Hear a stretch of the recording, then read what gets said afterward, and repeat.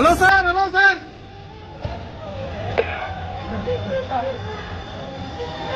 சுமார் 500 கிலோமீட்டர் தாண்டி வந்த தளபதியை பாசத்தால் திணற வைத்த டிவிகே படை.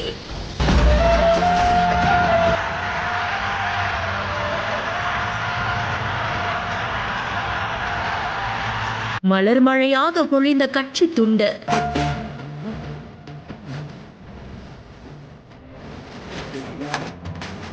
தொண்டர்களின் அன்பை அள்ளி எடுத்து கழுத்தில் போட்டுக்கொண்ட விஜய்.